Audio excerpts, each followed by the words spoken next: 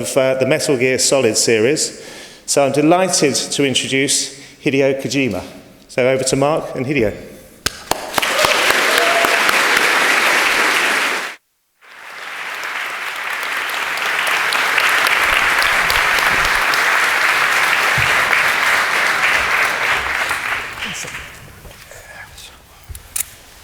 Good morning.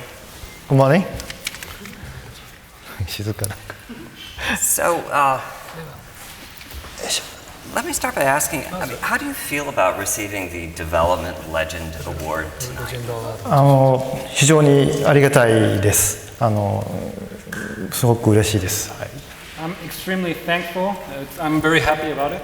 大好きなニック・ケイブが住んでいるブライトンにも来れたので、とても嬉しく思います。And I'm also really happy because I got to visit Brighton, where my admired Nick Cave lives. 普通は、この年で賞をもらうと老後の楽しみにどっかに飾っておくんでしょうけど、僕はちょっと生涯現役でゲームを作りたいので、非常にこういう賞をもらえるとエネルギーがもらえて、これから頑張れそうな気がします。At my age, when you start getting awarded, you start wondering, all right, where am I gonna put it to make it look good once after I retire or anything? But I plan on making games while I live, so this just gives me a lot of energy to keep going. So I believe this is your 30th year as a game creator, which is quite an accomplishment for anybody, let alone somebody at your level of success. How did you originally get into the industry? What were your goals? ですね、30数年前本当は映画を撮りたかったんですけども、なかなか日本で、しかも関西という限定されたエリアで、映画が撮れなかったという過去があります。So 30-something years ago, I wanted to start making movies, but in Japan and specifically in the Kansai area where I'm from, it was very difficult to do so. で映画が撮れないんで、小説とかを一人でできるので書いてたところで、ビデオゲームというかそのファミコンブームがありまして、でファミコンにはまって、当時のゲームは今ほど高度ではなかったんですけども、非常にこのストーリーテリングの媒体として非常に可能性を感じて、それでゲーム業界に飛び込んだというのが経緯ですね。Back then, I decided to do what I could do alone, which was, for example, writing novels, and I wrote a couple. But then there was the boom of the Famicom, or NES as it's known, and even though they were not such advanced games as we have nowadays, I saw it as a very interesting medium to do storytelling. So that's why I decided to jump into games. What's changed in the games business over your 30 years? すごい変わりました。マークさんもご存知でしょうけど、30年前っていうのはゲームはキャラクターも表現できなくてドット絵でビープ音が鳴ってて音楽も鳴らなかったので、ほとんど今のゲームとは全然別物に近いものでしたね。Well, Mark, you know a lot about this, but for example, it's completely changed. For example, the characters, the expressions, you could only express them by dots. The voices were beeps, and they were something very, very different from what they are nowadays. 世界観とかキャラクターを表現する能力がなかったので、記号ですよね。記号で、ストーリーもなかったので、ゲームっていうのは将棋とかトランプのように、ゲームを、ある遊びをルール化するしかなかったっていうそういう時代ですね。It was in your world. You had so many limitations. It was hard to tell a story through it. It was kind of like chess or playing cards, where you set some rules and from there start try to simulate something. で今はそれから30年間の間に、ゲームのキャラクター言語をしゃべるようになって、音楽がかかるようになって、ムービーが流せるようになって、立体になって、今は VR なので、それこそキャラクターの背景というか民族とか文化とかも表現できるようになりましたし、当然映画に負けないぐらいのストーリーテリングも、可能になったということで、非常に30年前はこうではなかったんですけど、この道を選んで本当に良かったと思います。映画でやりたかったことも今ならゲームで可能なので非常に嬉しく思ってます。Now, 30 years later, there's so much that you can do with the characters, with the music. You can add movies. The characters and the world can be three-dimensional. You can even add a background, cultural or ethnic background to your story.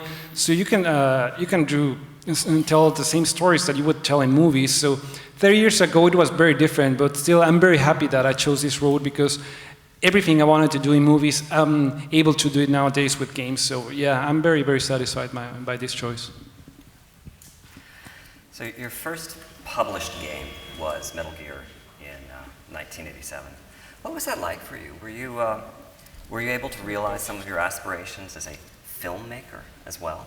初めて出したゲームが1987年のメタルギアですが、その当時映画を作るっていうからそういう当時のゲームはプレイヤーがいてそれ以外は全部敵で、なんか襲ってくるんですけど向こうから。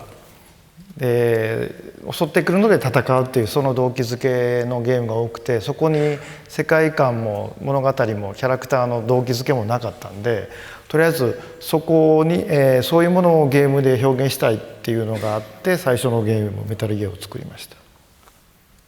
So back then, you had the player and the enemies, and all enemies were attacking the player, and that was pretty much the function, the role that was in the game. You didn't have any story, any reasoning, any motifs, any world setting for that.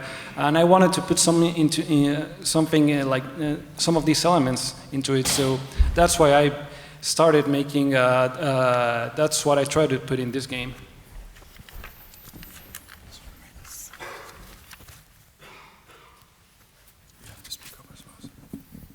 Okay. So looking back, there was a very rapid advance in console hardware between the release of Metal Gear 2 in 1990 and Metal Gear Solid in 1998. Now, how did that increase in power change what you were able to create? MSX というハードで1と2を作ってそこで僕の中ではメタルギアは一応完成なのでしばらく違うアドベンチャーゲームを作ってました。So I made in MSX, in this hardware called MSX, I don't know if you're familiar to it, Metal Gear 1 and 2, and at that point the Metal Gear series for me was completed and it was finished, and I started working on other adventure games. でもともとメタルギアっていうゲームはかくれんぼのゲームなので本当はプレイヤーがこういう机の下とかロッカーの中に隠れると視点が変わると。でその隠れてるその画角で、プレイヤーと共有するからこそ緊張するんですけど、30年前のゲーム機ではその 3D ポリゴンでも全然なかったんで 2D だったので上俯瞰のゲームにするしかなかったのでそこで最初のメタルギアみたいなゲームデザインするしかなかったんですよね。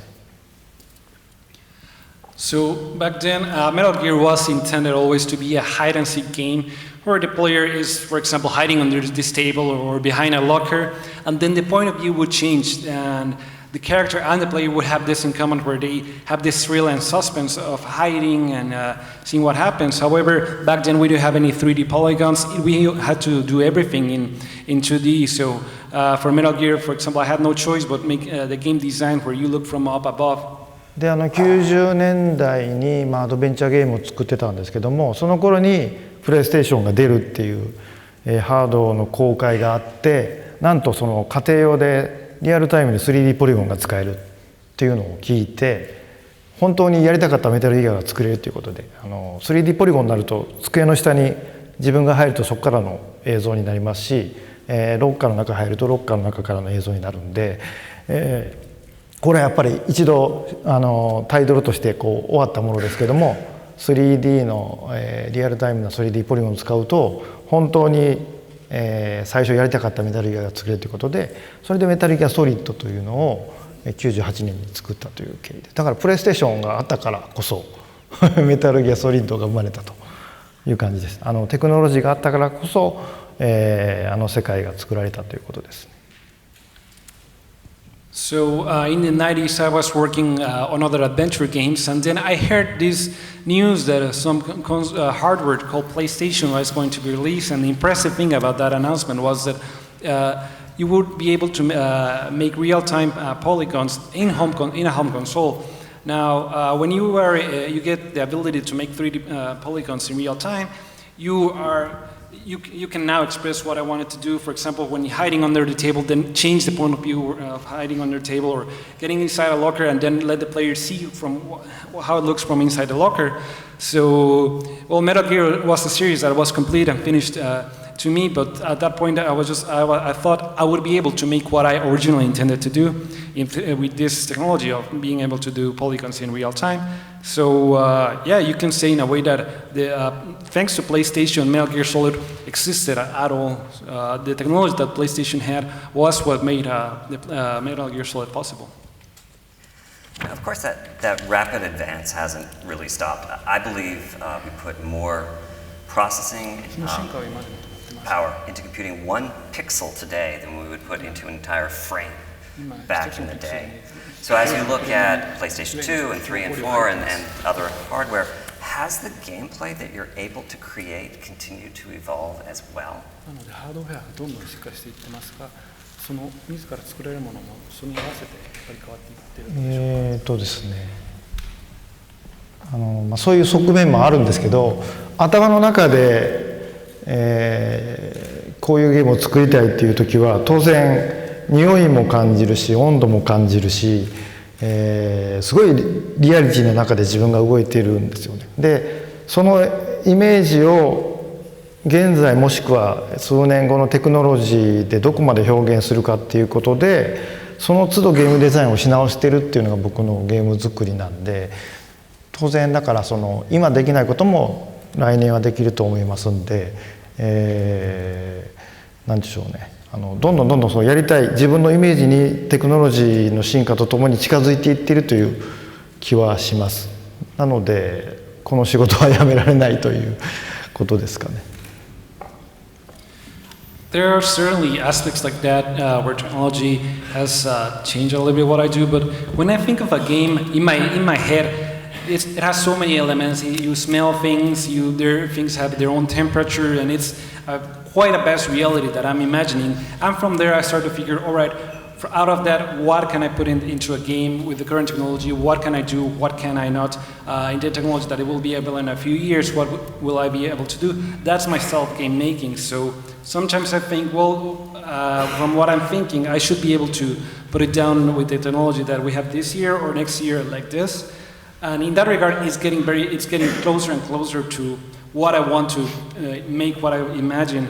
So even if I want to stop, things keep advancing, and I am able to do more things closer to what I imagine, and that's why I could never stop making games. 最初のメタルギアは 3D じゃなかったので UF 感っていう、そのゲームしかなかったんですけど、 3D になってロッカーに隠れるとロッカーの中からみたいになるんですけども、であったとしてもスクリーンは絶対存在するんですよね。でこれが VR になるとこの四角のフレームはなくなるので、さらに上見たり下見たり360度見れるようになると、また全然臨場感が変わってくるので、そこでいかに僕らがゲームデザインを変えていって、面白いものを作るかということなんで、そこは無限な可能性を感じてます。In the original Metal Gear, you could only set a camera from top, and well, that's pretty much what technology allowed. Then when you gain 3D polygons, you can let the player experience what it feels, what it looks like when you're inside a locker. And now with VR, you get rid of this frame square that you were always held to, and you can see up and down, and that alone gives a whole different emotion to a player, and that keeps changing, and that affects the game design, and it's up to us how to make adjust the game design so it keeps getting better. And I really think that the possibilities are infinite. Do you think the ability that we now have to put something that looks like a human being in a game allows you to reach the players better emotionally? 今我々が持っている技術で、表現できる人間というものを、ゲームの中では現時点ですでプレイヤーの感情に何かを伝えるには十分だと思いますか？ですね、まあそもそも人間と人間でも感情はなかなか伝わらないものだと思うので、そういう意味では今のテクノロジーでも、ある程度伝えることはできると思いますけど、もっと何て言うんでしょうね、今後いろんな要素が入ってくると思いますんで、ゲームの中に今はそのコントローラーとモニターだけですけど、体温を感じたり人の表情を読めたりするようになってくると思うので、ある種リアルな生活よりもゲームの中の方がより人のことが分かる時代がすぐそこまで来ていると思います。ゲームの方があるいはオンラインで、ユーザー同士がこう触れ合う方がリアルに喋るよりもより分かりやすくなってくるような、そういう時代になるような気がします。Well, even direct contact with from one real human being to another is kind of hard to convey some emotion. So in that regard, I think that our current technology allows us to convey some emotions, yes. But I think that more elements will be added through technology, facial expressions, body temperature, and the more we get to that, I think that it will come to a point where it will be easier to reach out emotionally through games or through online or whatnot than through actual interaction of human being, that it will become easier to convey that. And I think that era is right behind the door. We're really getting close to that point. Where it will be easier to actually get some emotions through games and from actual people.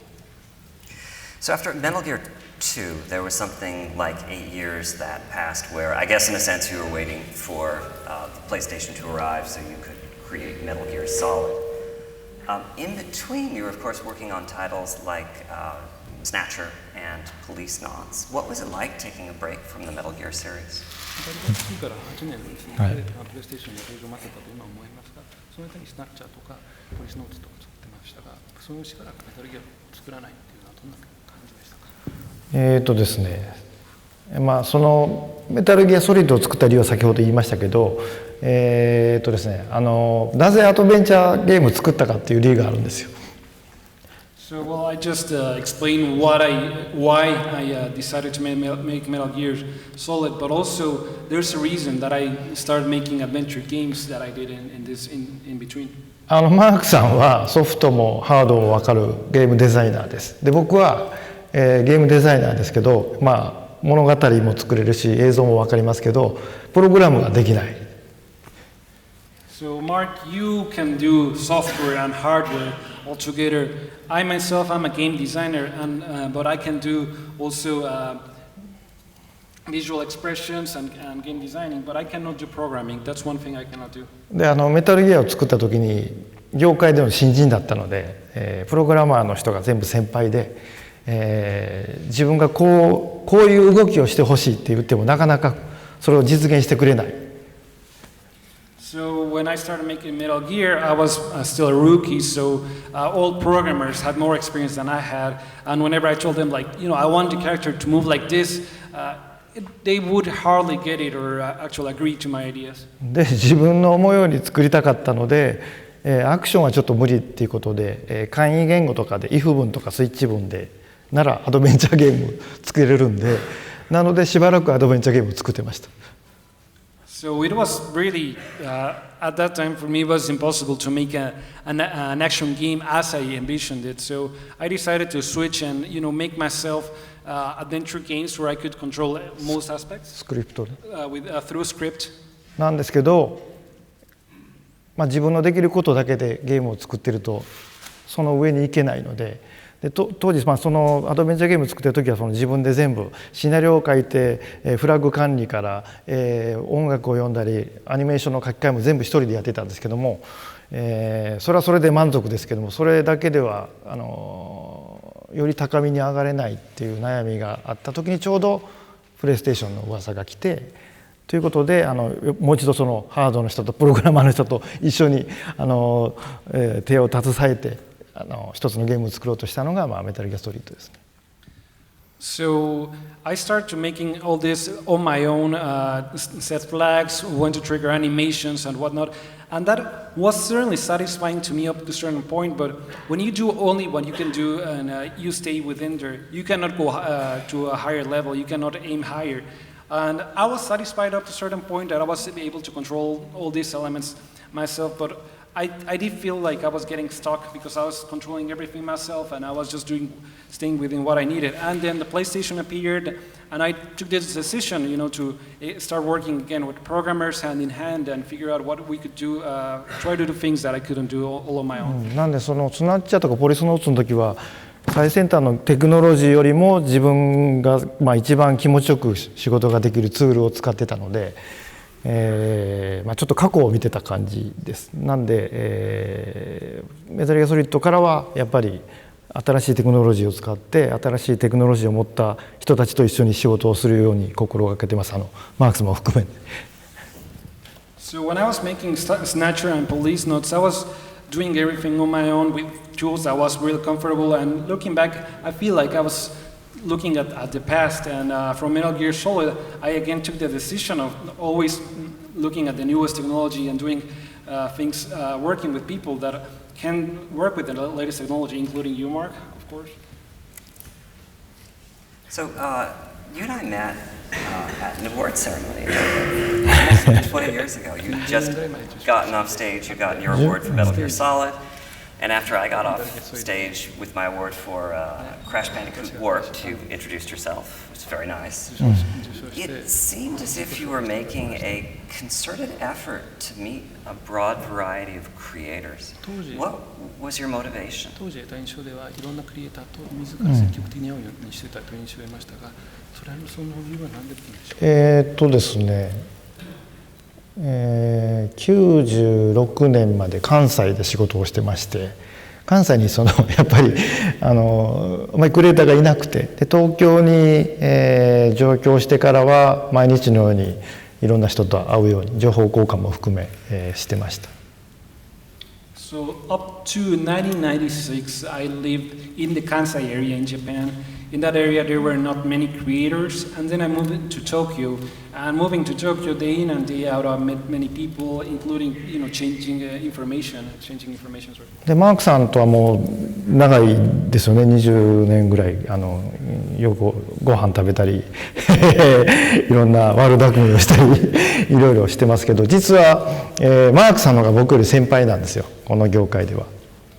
And with you, Mark, we've been close for over 20 years, and we eat together every now and then and plot evil things together. But truth be told, you have been working games much longer than I did. でマークさんが昔作ったそのマーブル・マットネスとか大好きで、マークさんのファンだったんですけど、今言いますけど、でクラッシュバンディングも素晴らしいゲームですけど、なんでしょうね、マークさん先輩なんですけど、なんて言ったらいいんでしょうね、マークさんって僕と同じ仕事をされてます。ある種ゲームデザイナーでもありますけど、その以外に、ソフトも分かるしハードを作ってる人なんで、この3つを持ってる人ってやっぱり世界でなかなかいないとか、多分マークさんぐらいだと思います。ハードをやってる人、ソフトをやってる人、ゲームデザインだけやってる人っていると思うんですけど、3つが分かってゲームデザインっていうかそのゲームを作れる人っていうのはなかなかいないんで、僕もそのハードのこともソフトのことも教えてもらわないといけないんで、なのでマークさんの作品も好きですけども、この3つを持ってるマークさんとはやっぱり仲良くさせていただいてですね、という思いもあって、この20年間いろいろ教わって非常にありがとうございます。So, for example, I was a big fan of Marble Madness and Crash Bandicoot. You have great games under your experience, and you have more experience than I have. But how can I say this? We both work in games. You are also a game designer. I'm a game designer. But besides that, you also know about software. You know about hardware, and I don't think there's anyone else that can do all these three things. There's people that know a lot about software, about hardware, that can do game design, but people that know really well software, hardware, and also make games. I really don't think there's anyone else in the world. I myself don't know that much about hardware, about software. I needed to learn a lot. So yeah, I mean, I've never said this, but I am a fan of you and your works too, but I wanted to be close with you so I could learn more about the hardware and software. So yeah, this 20 years I've been learning a lot from you. 今回デスストランディングでマークさんと一緒にさせていただいてますけど、最先端のテクノロジーとか、ソフトを使ってゲームを作るんですけど、僕の場合ですね、最終的にこうやりたいって言ってもできないことがいっぱいあった時にどこで負けるかというとゲームデザインで変えてしまうことがあって、でそこをマークさんに入ってもらうことでゲームデザインではなくて、テクノロジー的にクリアすることで誰もが見たこともないものが作れると思うので、そこに非常に期待してますし、もうおそらく今までで一番いいものができると確信をしております。頑張らさせていただきます。And well, now I'm working with you, Mark, on Death Stranding. We're working together on this, and you bring all the state-of-the-art technology. So far, when I'm making games, there's ultimately a point where I have to give up on something, where I need to compromise something in order to get things done. And usually, so far, that had been something on game design where I have to compromise something. But this time, working with you, I know that that will somehow get clear through technology, using different technologies. We will get around that. So I'm very confident that working together, we will be able to finally make something that no one has ever seen, something completely new, and that should be my best work so far. I'm very confident of that, working together. Wow, I hate to get off this topic.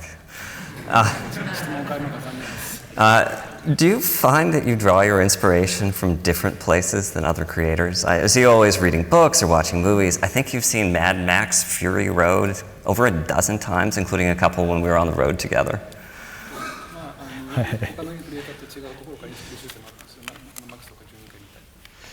ですね、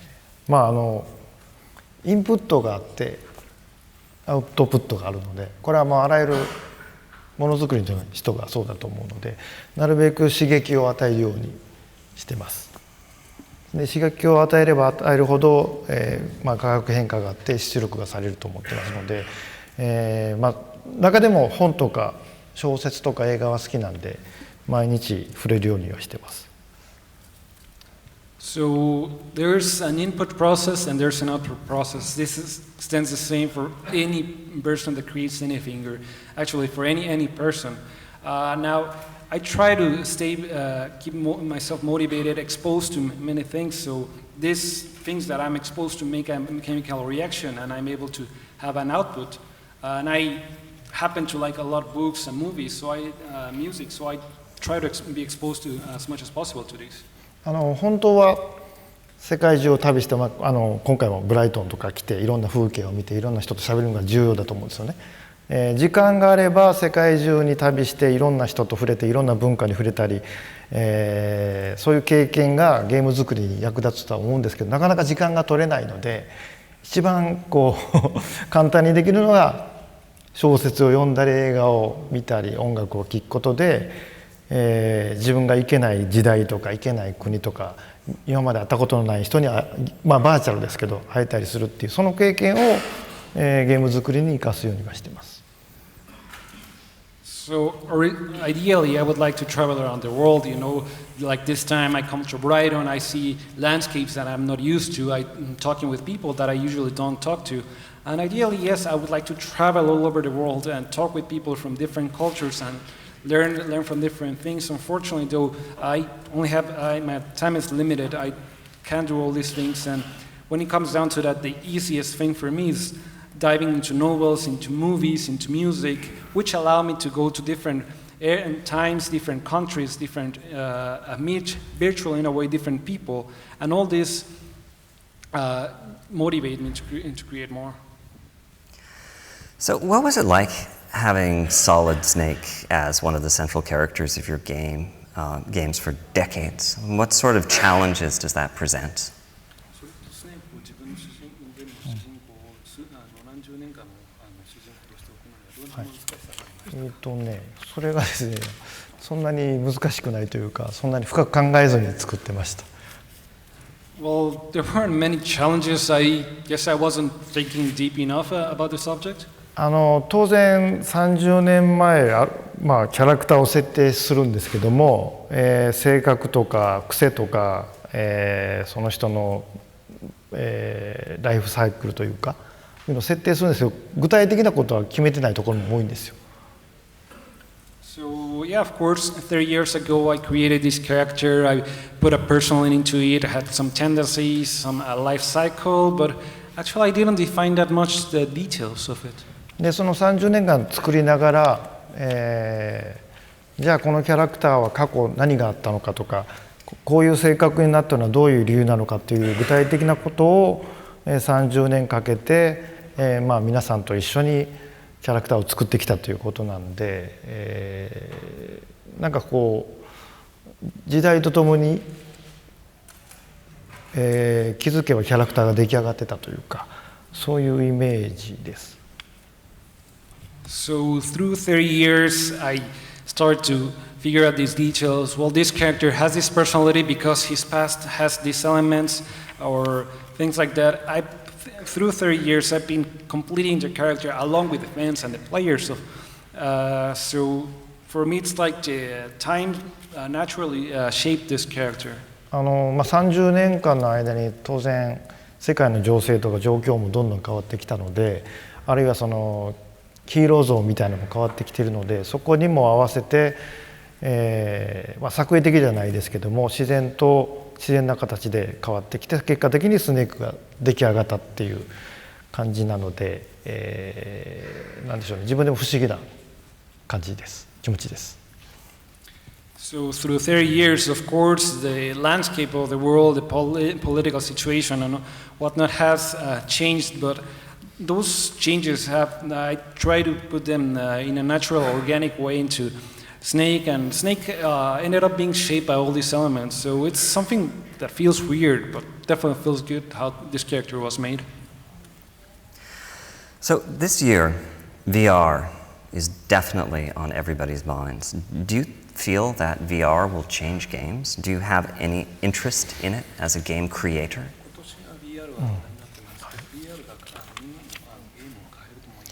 ですね、ゲームというか生活とかエンターテインメントとか教育とかレストランとかいろんなものを変える可能性があると思います。I think VR has the potential not to change only games, but life overall, entertainment, education, restaurants. 映画が百数十年前にできて、テレビになってパソコンになってスマホになってますけど、全部フレームの中ですよね。四角いフレームの中に映像を書き出すっていうそういうものだったのが VR になるとこのフレームがなくなるんですよ。で360度、世界が広がっているっていう、それだけで全く新しいものだと思うので、それをどう使うかっていうのが今後の、未来を作ることだと思います。So more than 100 years ago, movies appeared in the landscape, and it changed many things. But nowadays, we still have movies in smartphones and whatnot, but we're still tied to this square frame now. Well, with VR, we are able to get rid of that little frame that always tied us, and you can look 360 degrees now. That alone makes it something completely new. That will make a huge difference. That will allow many things to change. 今作られている VR ってそのワンアイデアのやつが多くて、ミニゲームみたいなのが多いんで、もしかしたら、一時的に VR ショックみたいなことになるかもしれませんけど、その VR っていう技術がもう家庭内に入り込んだ事実は消えないので、この先、絶対廃れることはないというか、この技術を使った新しいものがどんどん僕らの生活に入ってきて、未来を豊かにすることは間違いないと思ってます。で、そんな中で僕はやっぱりエンターテインメントとしてどう使うかっていうのを考えていきたいと思ってます。Now with VR, I see a lot these days mini games, and maybe people are a little bit overwhelmed, getting, what we could call a VR shock, a temporal VR shock. But these VR sets will go make their ways to people's houses, to everyone's life, and they will stay there. And when as long as there newer things will come, people that will keep thinking of new ideas using this technology will come up, and this will change so many aspects of life. And from all these changes that I expect to happen, I want to focus on the changes that we can make on entertainment. So VR can be a very isolated or isolating experience.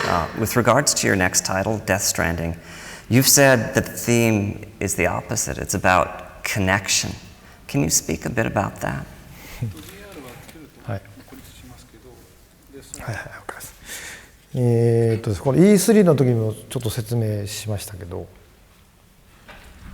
This is something that I discussed back at this year's E3. 基本はアクションでいろんなことができるゲームです。今出ているようなトリプル A のゲームと同じくプレイヤーがやりたいことができるゲームです。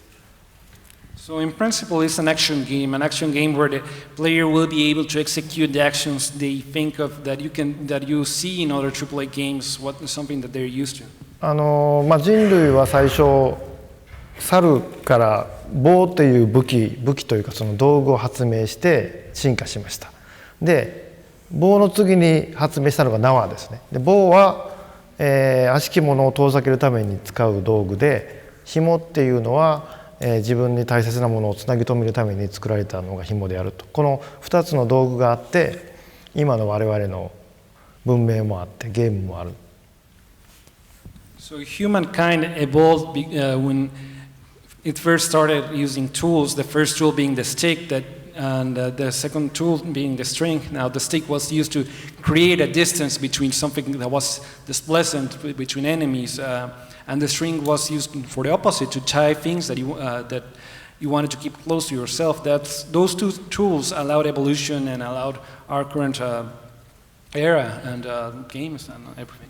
でゲームはすごく進化して、今までの話もそうですけど 3D になって VR になりましたけど、やっぱり棒的な発想のゲームばっかりなんですね。その銃で撃ち合いしたり棒で殴り合ったりすることでオンラインでつながってるっていうゲームが多くてですね、でデス・ストランディングでは、棒的なものも使いますけど結果的に縄的なつながりを、できるようなそういうゲームを目指して作っております。具体的にはまだ言えませんけどそんな感じです。なのでつながりっていうのがテーマです。So, as we have discussed today, technology has evolved from 3D, from VR, from whatnot, but I still think that most games nowadays are based on the stick, on shooting, or on the kicking and punching, and all these ideas that come back to a stick. Now, in Death Stranding, I want to do, well, there will be stick-esque elements, but also I want to put in there the string, the rope, elements that will feel that organically tie things. And well, I cannot get into specifics yet, but that's kind of the idea that I have for this game. Well, that's it for my questions. Thank you, Kojima-san.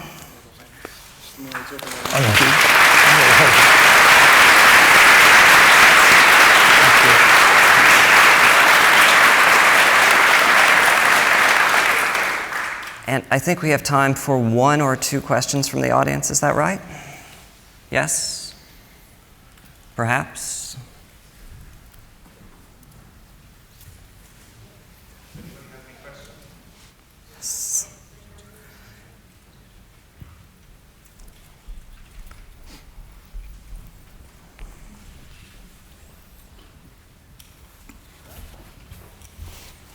Hi.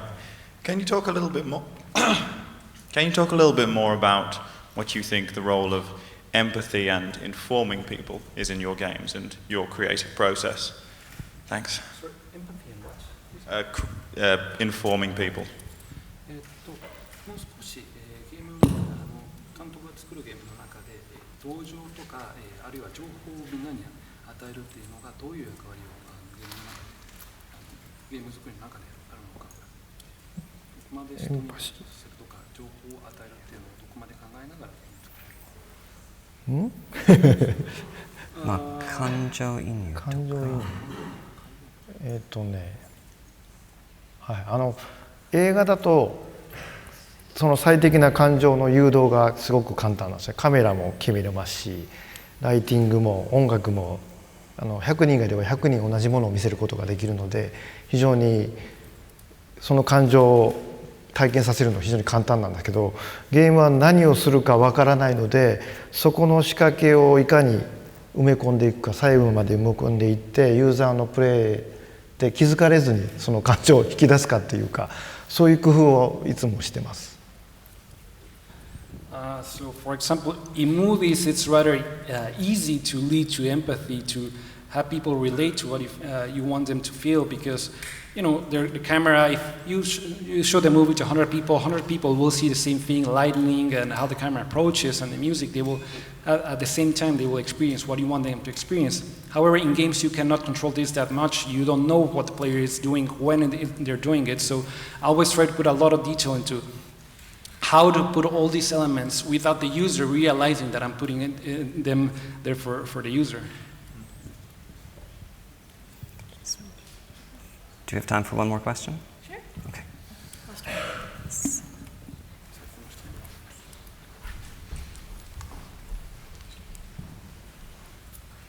Hi, thank you. Before you started working on Death Stranding, you were working on Silent Hills before its cancellation. But no, don't worry. A serious question. But that was much more of a horror game, so it was very different to the Metal Gear series. So I was just kind of wondering what kind of inspired you to start experimenting with horror and making people feel afraid, as opposed to positive emotions, which you've just been talking about. デストローミングの前にサイレントヒルズって、メタルゲーと全然違うホラーゲームを作ろうとしたんですけど、そうやって全然違うジャンルを組み込もうとする、どういうきっかけがあって、メタルゲーと全く違う感情を伝えるものですね、メタルギアもある種僕の中でホラーだったんですよ。その見つかる見つからないっていう怖さ、臨場感というか、そこを出したかったゲームなんで、僕の中ではホラーであると言えます。Well, Metal Gear in a way was, for me personally making it was kind of a horror game, because I wanted to put there a lot the thrill of are you being spotted, not being spotted, put all the thrill in there. That's something that I really wanted to do. So in a way, Metal Gear was horror for me. ある種、メタルギアのホラーというのはその見つかる見つからないという恐怖感の向こう側にあるのが、人間への恐怖感なんで、人間が一番怖いというか、人間の怖さを出すのが、メタルギアだったと思います。So, and this horror elements in Metal Gear where I was trying to pull out, well, what's the horror, being spotted or not? Well, you are behind it, and behind this, you're scared of being spotted by a human. Your fear is toward humans, and that toward other humans, and that's what I wanted to put. That the scariest thing in the end are other humans. で PT に関してはその人間の怖さというよりも未知なるものの怖さというか、また別の怖さを出したかったので、意図してというよりも恐怖の種類が違うというか、それをテーマにして作ったのがああいう形になったということです。Now, the kind of horror that I tried to put in PT was a different kind of horror, the horror towards the unknown. So I didn't think about it that much, but I did a conscious theme change where I wanted to explore a different kind of horror that I was putting in. Thank you.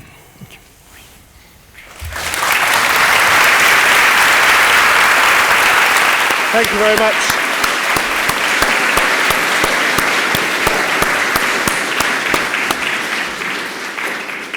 Thank you very much, Kojima-san and Mark Cerny. We're going to move over into the next keynote speech which we have, and that's going to be from Bossa Studios. Bossa is a studio which is synonymous with creativity and ingenuity, and I'd like to invite to the stage Sylvain Cornillon and Vince Farquharson, who are going to talk about Reach for the Sky, why disruptive technology deserves disruptive design.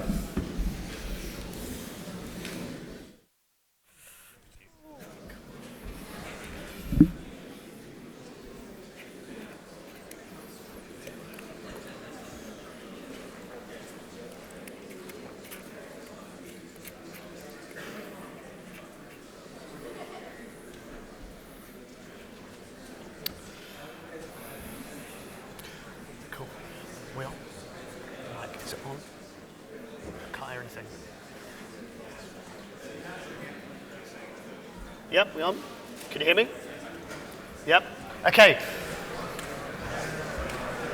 Actually, I'll just wait for some of these people to leave.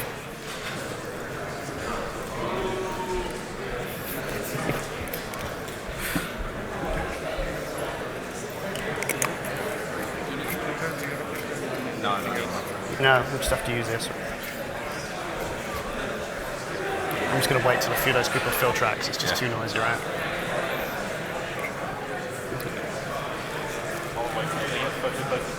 Yeah, sure.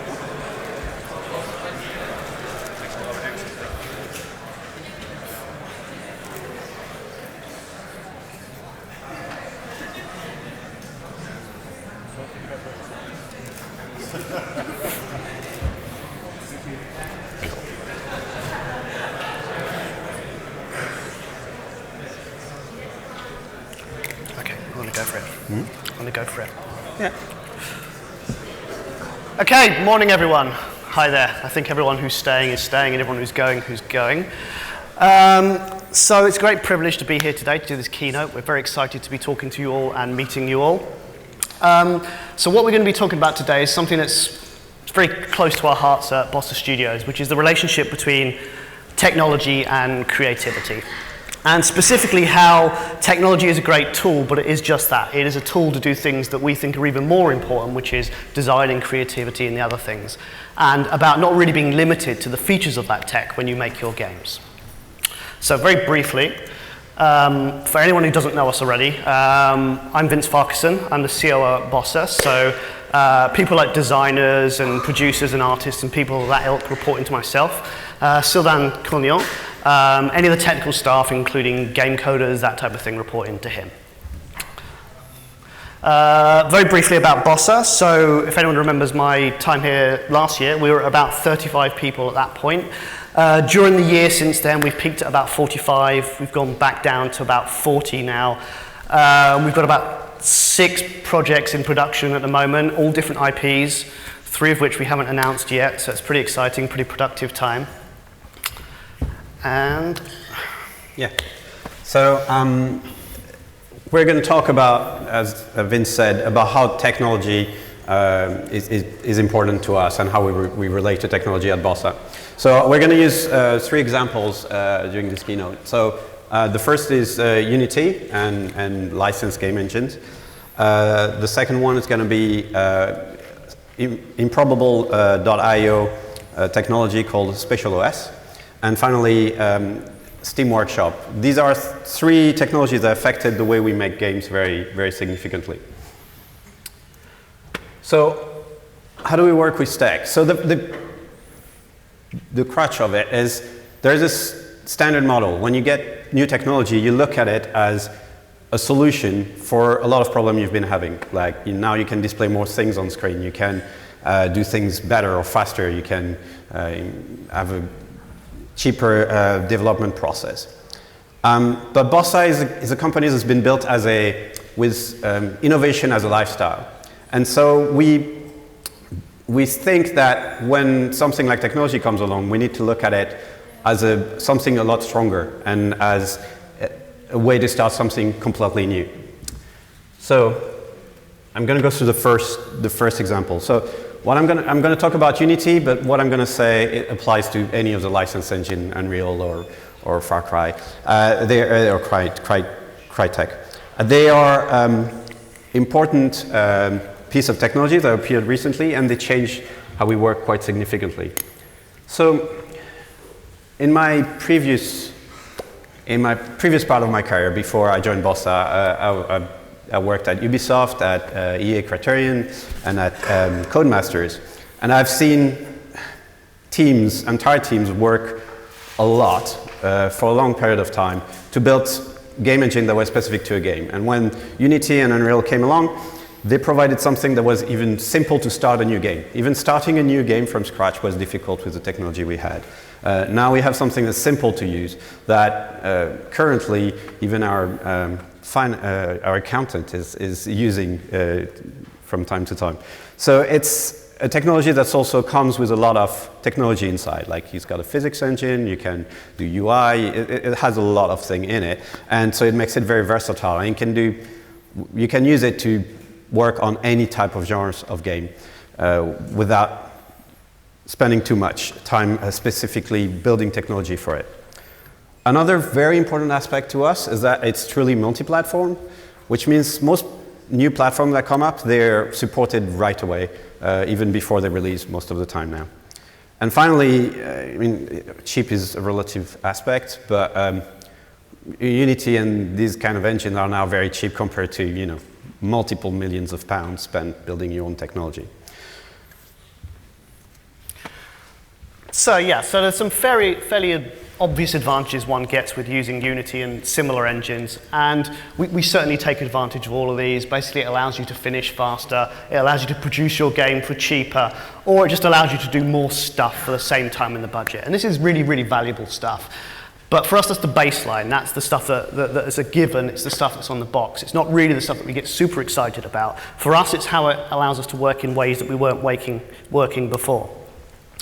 And we talked about some of this before, but just to update you guys, the way that Bossa basically works is it works on game jams, which is that once a month the entire studio stops. We spend 2 days on a topic that's been picked by some of the senior people, and everyone jams and produces playable games at the end of that jam. And it's not really like a break from work per se, it's become like the absolute heart of the company. Everything you've ever heard from us that's super successful has come out of one of these jams. And it's a super creative process. It really really hammers home the point that, ideas are 10 a penny. It's execution that's important.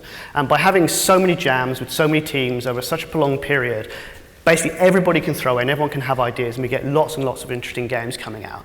And what Unity's done specifically is allowed us not to be so precious about that. Before, basically you'd make a game, you'd have to do a year's worth of investment, it'd cost you a fortune, you wouldn't want to throw anything away. At Bossa, we throw almost everything away. It's a tiny, tiny proportion of the stuff that you ever actually see, and no one loses any sleep over that, because the economies involved are absolutely fine now. You can throw away these things and not worry about it. Okay, so just some stats on the way that's actually panned out. So to date, we've done well over 100 playable games, roughly 1 in 30 of the games that you've heard of. And out of this whole process, this super creative process where you can just try, throw away, try, we've made some genuinely different things that have become normal now, but before were not so. Things like Surgeon Simulator, the Clumb Simulator as we call it. We all know what that is now, but before that wasn't really a thing. And then we doubled down on that with Iron Bread. With Spywatch, it was on new hardware. We were able to do a whole type of gameplay based around notifications. We weren't the only one. Other people had this idea as well. But again, it came out of jamming these ideas and just seeing what would stick. And with Worlds Adrift, which is the big thing we're working on now, it's basically a big, massively multiplayer sandbox. I know sandbox is kind of heavily used by lots of people, but genuinely is, we feel, for the first time. Now, just to give you an idea of some of the things that don't make it to market, even though they're super awesome. So these are all things we had fun making and fun playing afterwards, but just to take you through them. So we got Volley Rex here, which is basically volleyball with dinosaurs and jetpacks, where you try and stop the asteroid that basically destroyed the dinosaurs landing. And for reasons that really have never been fully explained to me, that's David Hasselhoff as a dinosaur, the Hoffosaurus.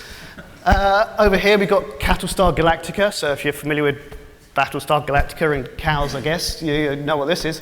It's a side-scrolling shoot-'em-up, had an interesting mechanic where you actually disassemble the game as you go through. Centipedius, which is a truly bonkers game, but super awesome. It's basically a cooperative multiplayer game where all the players control 2 of the legs, and you have to collaborate with each other and coordinate and yell and swear to try and get the centipede to certain places within the room. It's exactly as mental as it sounds, but it is a lot of fun. So look, importantly, the message with Unity, I guess, and other engines is it's not a feature on the box, but that's what it's given us. It's allowed us to be experimental, try everything really easily and not worry about the cost necessarily associated with trying that clearly crazy idea that somebody had down the pub. We try them all, and frequently the ones that float to the top are not the ones that you would bet on before the experiment. Yes, so our second example, as I said, would be about Worlds Adrift. Worlds Adrift is a game that, one that almost didn't make it. It's until we talked to the people at improbable.io and they introduced their vision for Spatial OS, we kind of had reservation about whether we could make this game and what it would be. So a bit about the game itself. So that is actually pretty much a screenshot. It's a game where you and your crew, friends, are crafting a ship and then exploring from floating island to floating island. And the different dangers and the thing that happen, basically, we're kind of expecting things to go wrong and then build some player stories out of that and memories. So that was a core idea. That was the idea that came out of the game jam. But we didn't feel like we could really do this until we talked to Improbable. And so what was the vision for Spatial OS?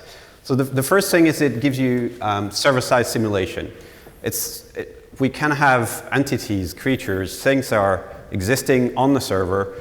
The servers are always on, the creatures are always on, and they're simulated all the time. That changes how you approach things. And this is code and script we can write ourselves. Then it's a persistent world. So things that happen in the world stay there. Whatever player actions have consequences, and these consequences stay for other players to see. Also, it provided us a continuous massive world. So this is actually also using Unity, but we can continuously travel kilometers in this world. For example, our alpha test world is, and it's not the maximum size we're going to get to, is 25 kilometers by 25 kilometers, where players can go everywhere in multiplayer in a shared world. Now, as I said, this world is scalable. We will be able to increase the size of that world, and at the same time, the number of players that can play the game is scalable, and the number of entities and things in this world is scalable. And finally, one that is quite close to our heart, especially after Surgeon Simulators and I Am Bread, which are physics-based gameplay. Having distributed physics online was quite important and an important aspect of it. Okay, so that's a pretty cool feature set. And you basically get a lot of cool stuff out of the box. So, bigger worlds, this is great. You have a huge world we can do stuff in. That's a really good back-of-the-box feature. You can talk about that. Bigger bangs, you can have more destruction, more permanent destruction coming across ruins, that sort of thing. That's pretty cool. And more enemies, lots of bad guys to kill, all this sort of stuff. And really, this is all stuff that's just completely out of the box. Anyone can take that technology and do that. Basically, a bigger, better MMO plus. That's where we started. But for us, again, it's more about where you go after that when you've had a chance to work with these technologies and maybe some of the potentially more interesting aspects that evolve. So, persistence is the feature, but what does persistence give us? Well, it started to give us this idea of a history, of a game history, that's basically players going in and leaving a history within the world. And what is history? History is a collection of stories told between people. So it really became, because of the technology feature, which was persistence, the game came about stories. It became about players going in, doing cool stuff, telling their friends about it, other players coming into the game, seeing that history within the game world. To give you some simple examples here, in the game we have crafting, for example, so you can craft your ship, you can personalize it, you can change the color, you can put logos on it. You could be in the game, you can get in a battle, your ship can get destroyed, you get kicked out, you build another ship. Someone else can come into the game now, they can harvest all these components, take this cool stuff that you made, they can bolt it on their ship and go on their merry, merry way. Many months later, you could be back in the game playing it, and you can suddenly come into a battle, you can see a ship, you know that thing, that's the thing you made. Oh my God, that person harvested the thing when my ship went down. You can maybe try and get it back, or you can just wonder at the fact that it looks very cool in this thing you made. So on the simulation side of things, so again, physics was what Sylvain talked about there, and that's certainly very, very important. You can imagine like grenades that bounce around and rocks that bounce off other rocks and all this sort of stuff. This is very, very cool.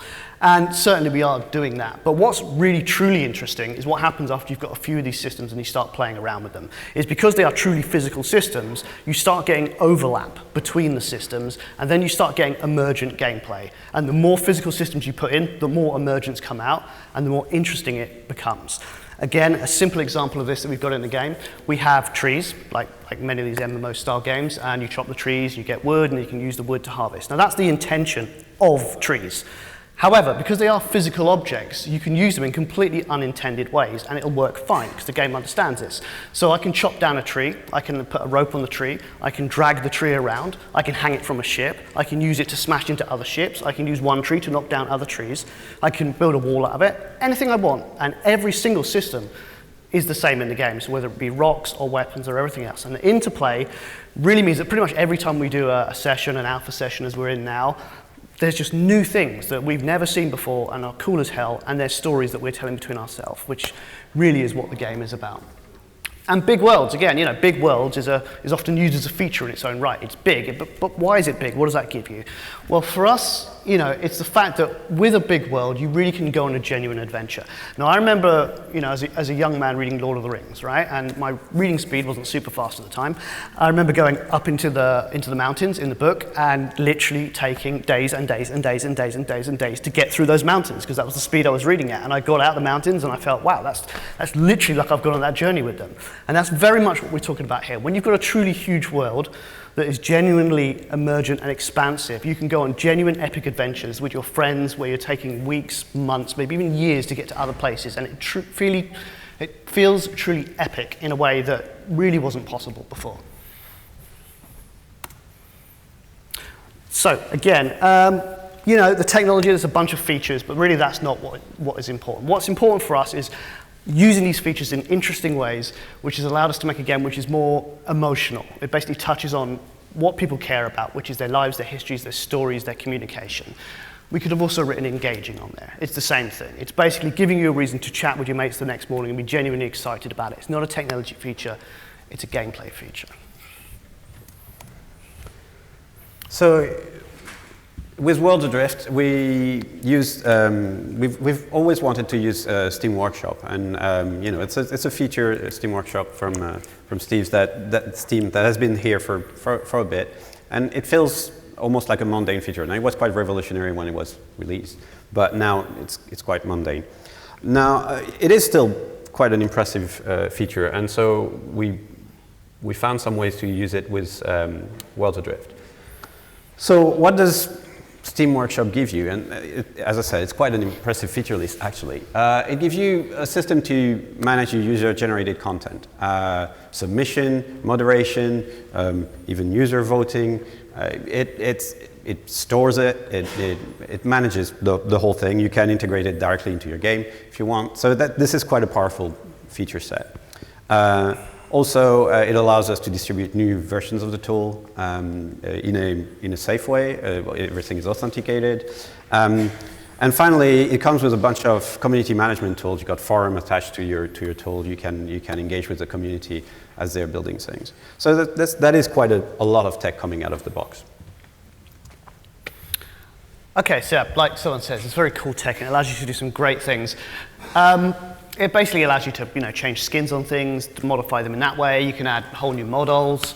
You can add new maps if you want. You can do mods, which really starts shaking things up, which is rules and behaviors and things like that. Basically, it's a tool that is very cool. It basically allows you to take your game and enhance it past the launch date, to extend the life, to extend the interest, and to engage players after you've released it where it otherwise may stop being interesting. And certainly, that's something that's very cool.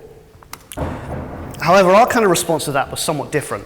In that, for us, community has always been super important. And for anybody who knows Bossa, you'll see a cycle where we've been engaging sooner and sooner with the community.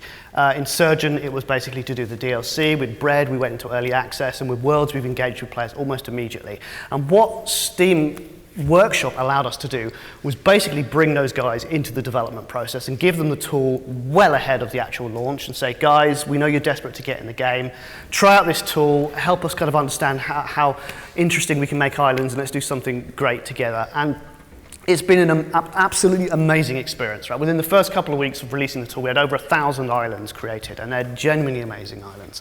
For anyone familiar with Steam engagement figures, you'll know that figure of nearly 3 hours for you is very, very good. And this is a tool, it's quite a technical tool as well. And I think the thing that surprised us most is we had this tool, and we've obviously got great artists doing great, cool, funky stuff. And we thought, best case scenario, we're going to get some of our users doing stuff like nearly as good as that, and we can include that in the game. And we really underestimated them, because they have started to do amazing, amazing stuff, which is well above and beyond anything we really thought about before. So this is from our team. So you can see that's basically the general look of world there. You've got trees being used as trees. You've got basically an organic style environment with a few ruins kind of scattered around. And another one again from us. Similar sort of thing. You can kind of see the balance of organics and kind of man-made things in there. And now I'm going to show you some of the things that have come from our community. So first off, this is amazing to us because we did a couple of things. We did a desert setup and we did a temperate setup. We didn't do a snowy setup. That's not from us. Someone's basically managed to use the tool to create something which is completely different to anything that's ever been made in-house. And this is super, super interesting to us because everything we've talked about up to this point, we're now seeing replicated in our players, which is to take some technology that we've given them with a certain feature set in mind and completely subvert that and do things that we did not expect. And often we have to sit around discussing it to work out even how they actually did it.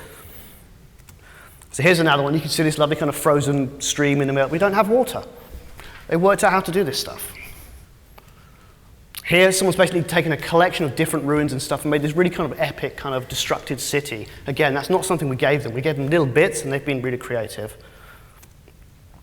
This one I love. This whole geometric look and aesthetic, that's nothing to do with what our art team came up with. We did columns and various other cool stuff, but someone's used that and subverted it and made this kind of aesthetic which looks specifically like it's been designed from scratch for the game. It hasn't, it's come from the community. And again, this kind of ribbon-like structure, again, that didn't exist before the community got hold of it and started doing that. This one I really like, because if anyone's engaged with the alpha and you recognize this ship is huge. What the community's done is taken the idea of scale and epicness to levels that no one had really tried out internally. This is absolutely vast.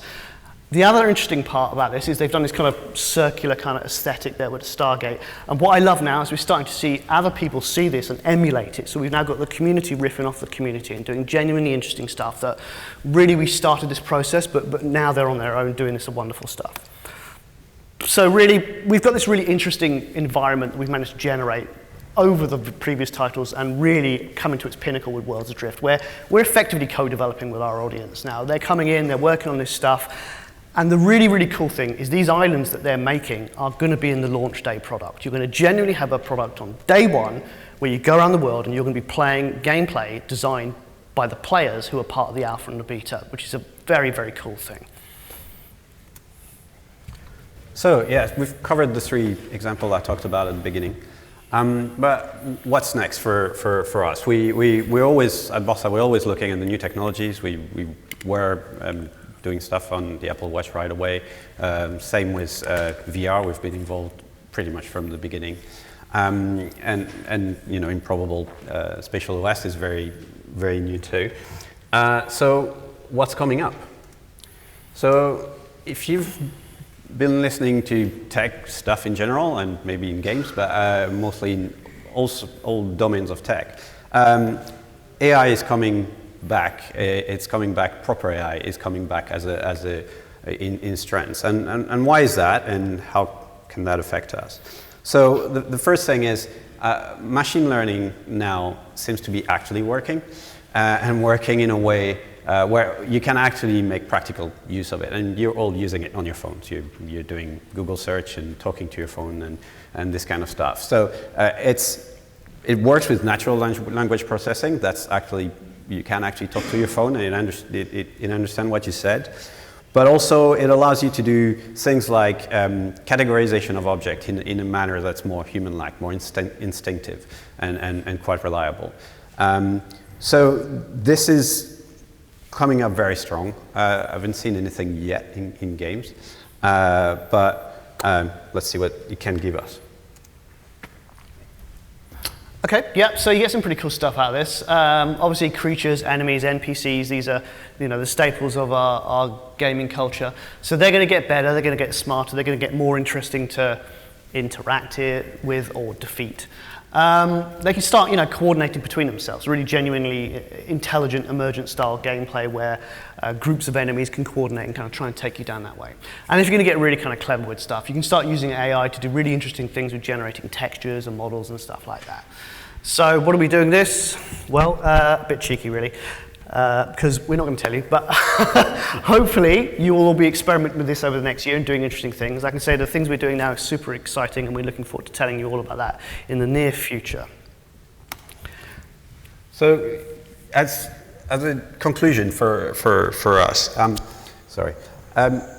I wanted to be, I've been giving you a list of features and he's been doing the cool, exciting stuff we do with it. But I wanted to be here because as a CTO of the company, I think it's important throughout our company that we look at technology as a starting point.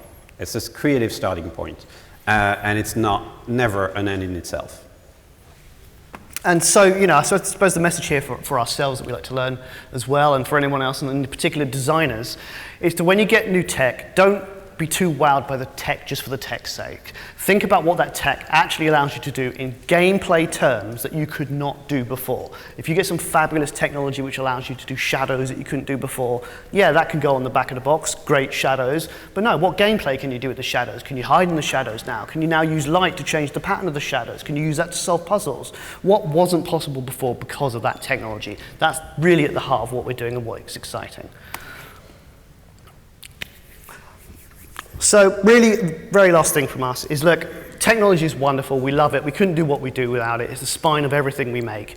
But use it for what it is. It's a tool to go somewhere even more interesting. So get that technology, experiment with that technology, discover things that other people haven't discovered, discover things that the people that made the technology don't know about, and then use those to change everything in fabulous games that we're all going to enjoy. So thank you very much.